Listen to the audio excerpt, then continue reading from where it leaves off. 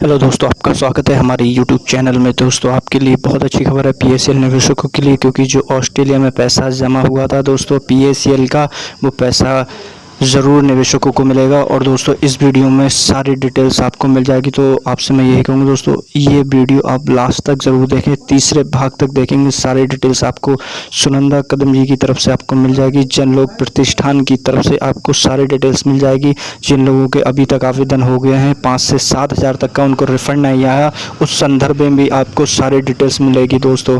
तो आपसे मैं यही कहूँगा दोस्तों, आप हमारे चैनल पर नए हैं तो प्लीज़ सब्सक्राइब करें, और सब्सक्राइब करने के बाद बेल आइकन प्रेस कर दें, जिससे कि हमारी वीडियो आपको पहले मिल जाए दोस्तों। नमस्ते साथियों, जनलोक प्रतिष्ठान की तरफ से मैं आपके साथ कुछ जानकारियां शेयर करना चाहती हूँ। आप सभी को पता होगा कि 15 मई 2020 को जनलोक प्रतिष्ठान को 5 साल पूरे हुए। इस अवसर पर जनलोक प्रतिष्ठान ने अपना पोर्टल लॉन्च किया था। पोर्टल लॉन्च करने का हेतु ये था कि जो निवेशक अपने acknowledgement, death claim, endorsement, name correction, after marriage name change आदि क्लेम सेबी के पोर्टल पर अपलोड नहीं कर पाए, क्योंकि उस पोर्टल पर सेबी ने केवल ओरिजिनल सर्टिफिकेट वाले निवेशकों के ही क्लेम लिए थे। ऐसे सभी निवेशक जनलोक प्रतिष्ठान के पोर्टल पर अपने अपने क्लेम्स अपलोड कर सकते हैं। पीएसएल मैटर में जनलोक का उद्देश्य क्या था? लैंड बचाना, गैर कानूनी बिक्री रुकवाना, पीएसएल की प्रॉपर्टी कम दाम में बेची जा रही थी उसे ना होने देना, ताकि प्रॉपर्टी का सही दाम आए और निवेशकों को पूरा पैसा मिले, और लायबिलिटी फ्रीज करना।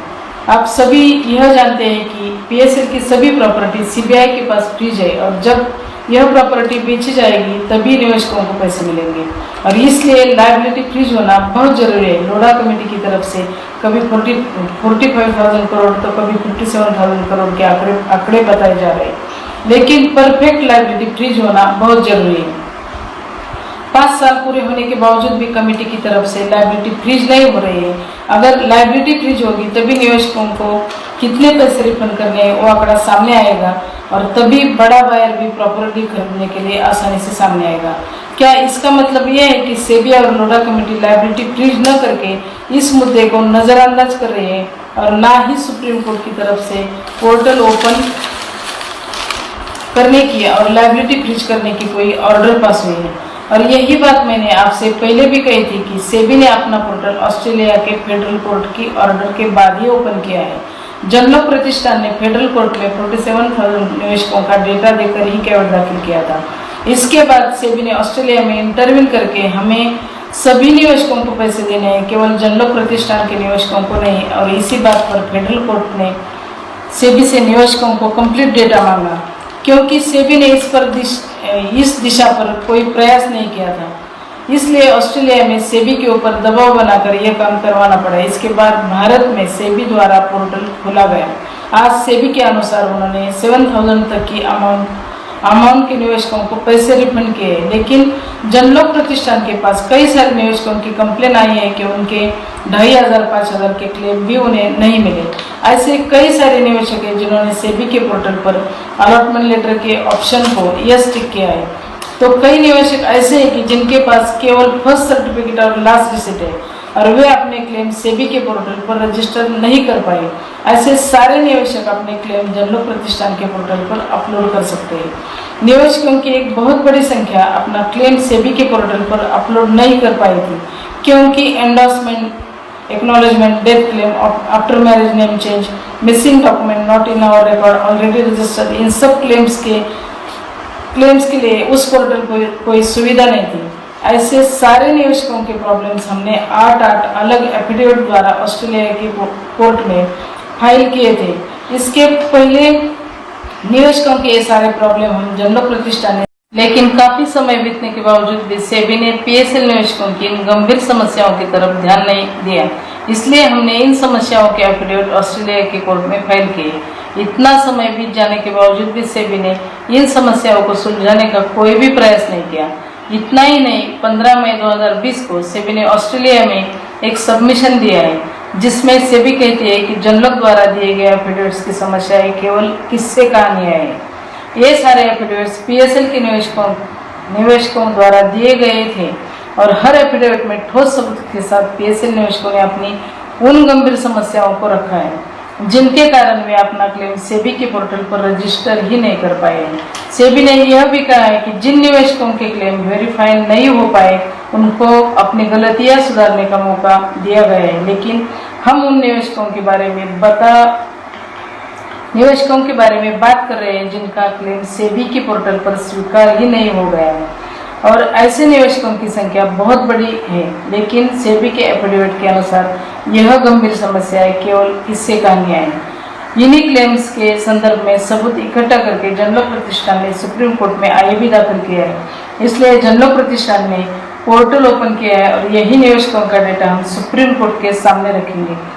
हमने सेबी को इस विषय पर कई बार सूचित किया है, लेकिन पिछले 2 सालों में इस समस्या को बिल्कुल भी गंभीरता से नहीं लिया गया है और इसलिए यह सब माननीय सुप्रीम कोर्ट के सामने रखना जरूरी हो गया था।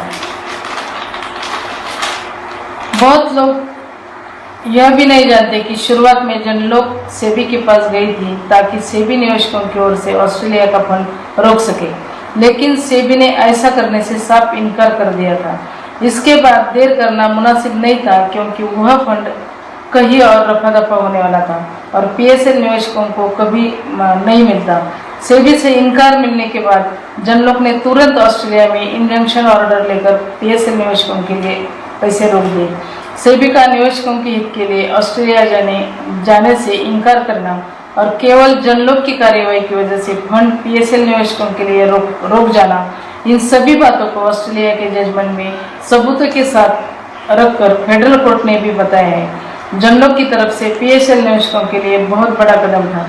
उसी जजमेंट में वहां के कोर्ट ने इस बात पर गंभीर हैरानी जताई थी कि जब जनलोक और निवेशक खुद सेबी के पास गए थे तो सेबी ने उनकी ओर से ऑस्ट्रेलिया का फंड रोकने के काम से इनकार क्यों किया और जब जनलोक ने ऑस्ट्रेलिया में फंड रोका उसके 1 साल बाद सेबी ने उस केस में इंटरवीन क्यों किया। इन सभी घटनाक्रमों की वजह से निवेशकों को सेबी पर भरोसा करना मुश्किल हुआ है। जैसे मैं पहले भी बता चुकी हूँ कि बीकेसी मीटिंग में निवेशकों की प्रस्तुत की गई समस्याओं का निवारण करने का आश्वासन दिया था और उसे भी नजरअंदाज किया गया है। हम यही चाहते हैं कि प्रॉपर्टी को पूरे सही दाम में ही बेचा जाए, पूरी लायबिलिटी फ्रीज हो ताकि सारे निवेशकों का सही क्लेम लिया जाए और सबको पैसे मिल सके। इन सभी बातों के बीच में मैं आपको ये खुशखबर देना चाहती हूँ कि 3 जून 2020 को ऑस्ट्रेलिया के फेडरल कोर्ट ने यह ऑर्डर दिया है कि ऑस्ट्रेलिया के ट्रस्ट अकाउंट में फ्रीज हुआ फंड 14 दिनों में लोढ़ा कमेटी के अकाउंट में जमा हो जाएगा।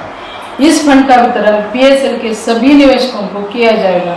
लोढ़ा कमेटी को सुप्रीम कोर्ट ने पीएसएल मैटर में अधिकार दिया है, लेकिन लोढ़ा कमेटी से ज्यादा पूरे सबूतों के साथ जनलोक प्रतिष्ठान ने रिकवरी करके दिखाई और रेडी फंड बांटने का सेबी ने $1.5 मिलियन खर्चा मांगा है।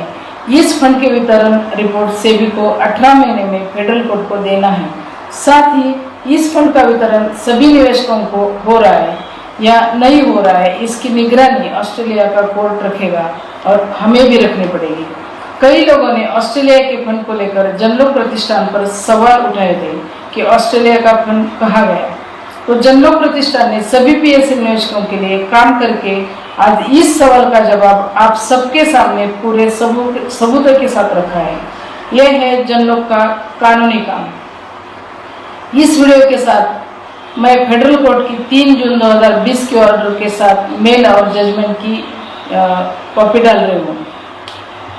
मैं आपको पुनः एक बार सूचित करना चाहती हूँ कि आप आपके acknowledgement, endorsement, death claim, after marriage name change, first certificate और last receipt, missing document, already registered, not in our record, ऐसे सभी claims Janlok Pratishthan PSL data इस ऐप को प्ले स्टोर से डाउनलोड करके घर बैठे अपने मोबाइल फोन पर अपलोड कर सकते हैं। पोर्टल पर आया हुआ डेटा जनलोक प्रतिष्ठान सुप्रीम कोर्ट के सामने रखेगा।